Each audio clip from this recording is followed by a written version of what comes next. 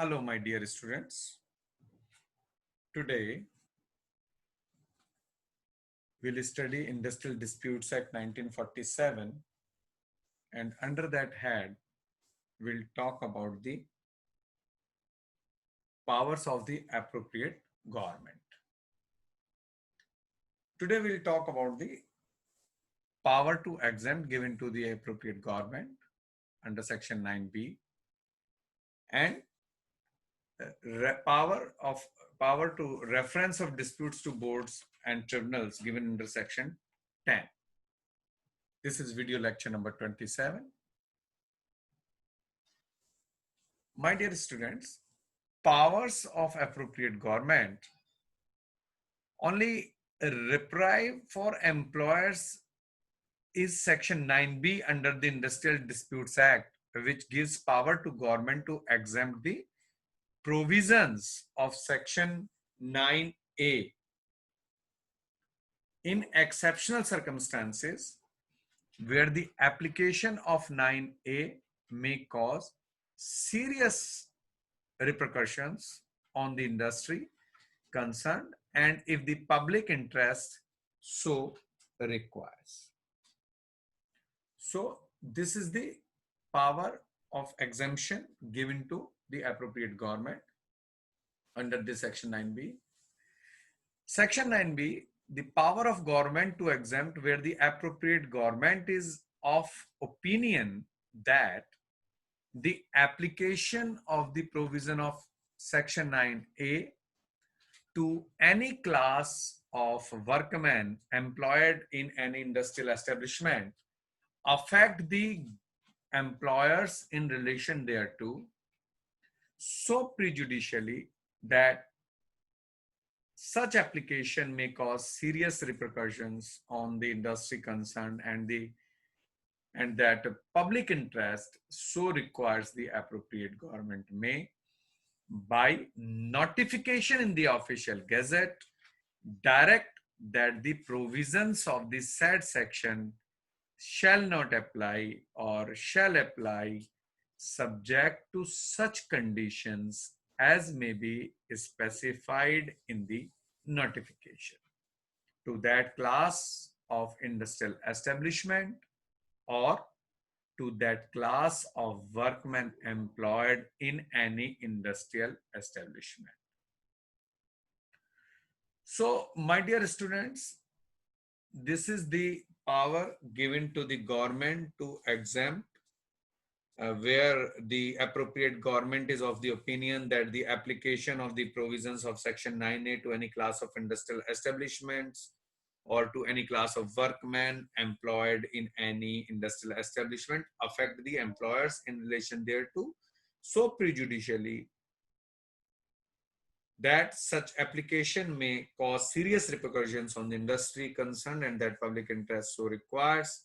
the appropriate government, by notification in the official gazette,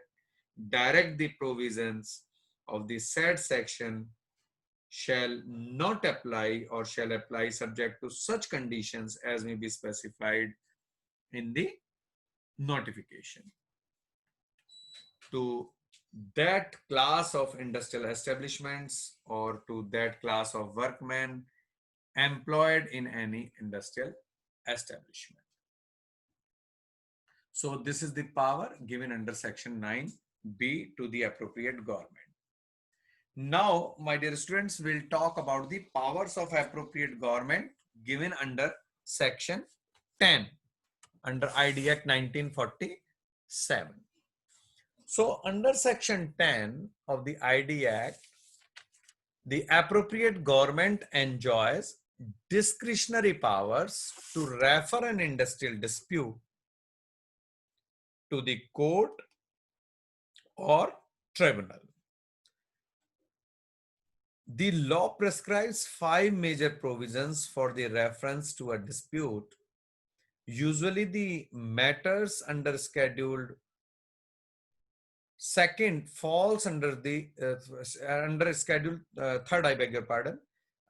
falls under the jurisdiction of the tribunal. So my dear students, the appropriate government under section 10 enjoys this discretionary power and may refer an industrial dispute to the court or to the tribunal, and the law prescribes five major provisions for reference to a dispute. Usually the matters under schedule 3rd falls under the jurisdiction of the tribunal. Section 10 refers to the dispute or the power is for the reference of the disputes to the boards, courts, or the tribunals. So when these matters may be referred by this appropriate government to the boards, courts, or the tribunals, where the appropriate government is of opinion that any industrial dispute exists or is apprehended, it may at any time by order in writing. So my dear students, whenever under section 10.1, where the appropriate government is of the opinion that any industrial dispute exists or is apprehended, it may at any time by order in writing, means government in order in writing, refer A,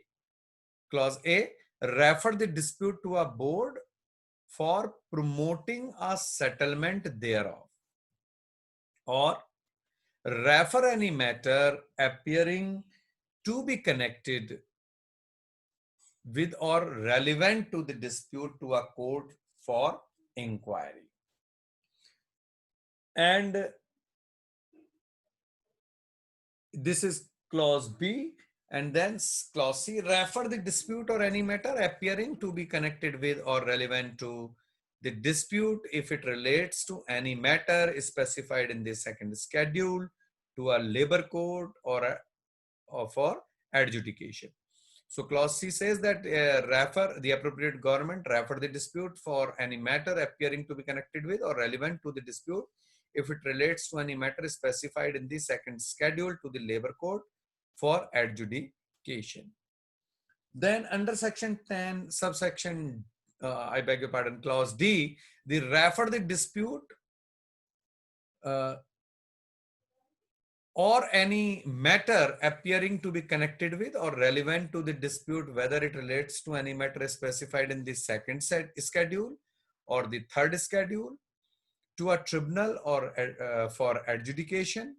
provided that where the dispute relates to any matter specified in the third schedule and is not likely to affect more than 100 workmen, the appropriate government may, if it so thinks fit, make the reference to a labor code under clause C. And provided further that where the dispute relates to a public utility service and a notice under section 22 has been given, the appropriate government shall, unless it considers that the notice has been frivolously or vexatiously given, or that it would be inexpedient so to do, make a reference under this subsection, notwithstanding that any other proceedings under this act in respect of the dispute may have commenced. So my dear students, provided also that where the dispute in relation to which the central government is the appropriate government, it shall be competent for that government to refer the dispute to a labor court or an industrial tribunal, as the case may be constituted by the state government. And where the central government is of the opinion that any industrial dispute exists or is apprehended and the dispute involves any question of national importance or is of such a nature that industrial establishment situated in more than one state are likely to be interested in or affected by such dispute, and that the dispute should be adjudicated by a national tribunal. Then The central government may, whether or not it is the appropriate government in relation to that dispute at any time by order in writing, refer the dispute or any matter appearing to be connected with or relevant to the dispute, whether it relates to any matter specified in the second schedule or the third schedule, to a national tribunal for adjudication. And under section 10, subsection 2, where the parties to an industrial dispute apply in the prescribed manner, whether jointly or separately, for a reference of the dispute to a board or a labor court or a tribunal or national tribunal, the appropriate government, if satisfied that the persons applying represent the majority of each party, shall make the reference accordingly. So, my dear students, under section 10, subsection 2, where the parties to an industrial dispute apply in the prescribed manner, whether jointly or separately, for a reference of the dispute to a board, court, labor court, tribunal, national tribunal, then the appropriate government, if satisfied that the persons applying represent the majority of each party, shall make the reference accordingly. And where an industrial dispute has been referred to a board, labor court, tribunal, or a national tribunal under this section, the appropriate government may, by order, prohibit the continuance of any strike or lockout in connection with such dispute which may be in existence on the date of the reference. So under section 10, subsection 3, my dear students, where an industrial dispute has been referred to a board, labor court, or a tribunal or a national tribunal under this section,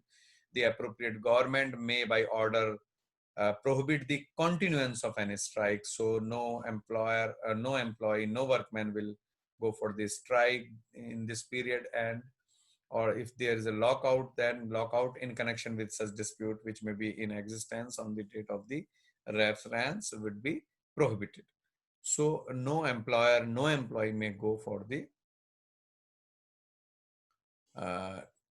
lockout, or in case of employee will not go for the strike. And then there's subsection 4 under section 10, there is where in an order referring an industrial dispute to a labor court, tribunal, or a national tribunal under this section, or in a subsequent order, the appropriate government has specified the points of dispute for adjudication. I beg your pardon. The labor court or the tribunal or the national tribunal, as the case may be, shall confine its adjudication to those points and matters incidental thereto. So, under this subsection, wherein an order referring an industrial dispute to a labor court, tribunal, or a national tribunal under this section, or in a subsequent order, the appropriate government has specified the points of dispute for adjudication. The labor court or the tribunal or the national tribunal, as the case may be, shall confine its adjudication to those points and matters incidental thereto. Then subsection 5 says of section 10 that where a dispute concerning an establishment or establishment has been or is to be referred to a labor court, tribunal, national tribunal under this section, and the appropriate government is of the opinion whether on an application made it in this behalf or otherwise, that the dispute is of such a nature that any other establishment, group, or class of establishments of a similar nature is likely to be interested in or affected by such dispute, the appropriate government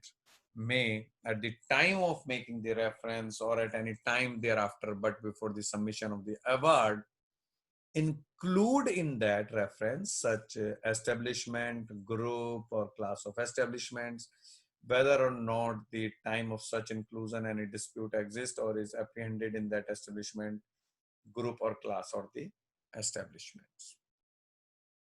So in this subsection 5, where a dispute concerning any establishment or establishment has been or is to be referred to a labor court, tribunal, or a national tribunal under this section, and the appropriate government is of the opinion whether on an application made it to it on behalf or otherwise, that the dispute is of such a nature that any other establishment, group, or class of establishments of a similar nature is likely to be interested in or affected by such dispute, or appropriate government may at the time of making such reference or at any time thereafter, but before the submission of the award, include in that reference such establishments, group, or class of establishments, whether or not at the time of such inclusion any dispute exists or is apprehended in that establishment, group, or class of establishments. Then subsection 6 says that where any reference has been made under subsection first A to a national tribunal, then notwithstanding anything contained in this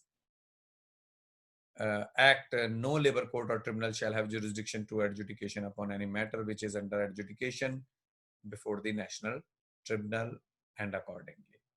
And under this subsection clause A, if the matter under adjudication before the national tribunal is pending in a proceeding before a labor court or a tribunal, the proceeding before a labor court or the tribunal, the case may be insofar as it relates to the such matter shall be deemed to have been quashed on such a reference to the national tribunal. And clause B says that it shall not be the lawful for the appropriate government to refer the matter under adjudication before the national tribunal to any labor or to any labor court or tribunal or adjudication during the pendency of proceeding in relation to such matter before the national tribunal. So it shall not be lawful for the appropriate government to refer such matter.